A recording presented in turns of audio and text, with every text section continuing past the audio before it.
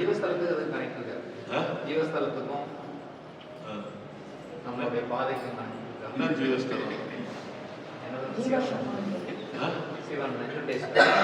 ஜீவஸ்தலன்றது உன் ஆத்மாவை பரிசுத்தம் பண்ற இடம். நீ போயிட்டு வாட்டர் வாஷ் பண்ணிக்கிற இடம், நீ போய் ரீசார்ஜ் பண்ணிக்கிற இடம் தான் ஜீவஸ்தலம். வாட்டர் வாஷும் ரீசார்ஜும் பண்ற ஒரு ஸ்பேஸ் கண்டிப்பா கனெக்ட் பண்ணும்.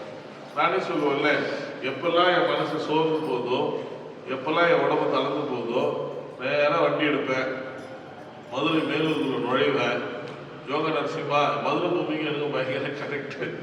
அது என்ன தெரியல, அந்த ஊர்ல என்னத்தை பண்ணி பாவத்தை பண்ணிட்டு நேரம் யோக நரசிம்மர்களை போவேன். கோயில் ஆரம்பிக்கிறது முடிகிற வரைக்கும் உள்ள உட்காந்து தான் கிடப்பேன். பெக்காரி மாதிரி உட்காந்துட்டு கார் எடுப்பேன், நேரம் வீட்டுக்கு வந்துடுவேன். அவ்வளோதான் என்னுடைய ஜீவஸ்தலம். அதுதான் திருவாரூர். அங்கிருந்து திருவாரூர் போவேன், திரௌபதி அம்மனை பார்ப்பேன். ஆனால் வந்த உடனே பெரிய ஒரு புத்துணர்ச்சி இருக்கும். அவ்வளோ அது மாதிரி ஜீவஸ்தலன்றது நமக்கு ரீசார்ஜ் சார்ஜ் பண்ண. எப்படி ஒரு வண்டியில் வந்து பெட்ரோல் ஆயிடுச்சுன்னா பம்புக்கு போய் பெட்ரோல் போட்டுருக்கோம், பாடிக்கு ஒரு ஃபியூல் போட்டு ஃபில் பண்ணிக்கிற மாதிரி.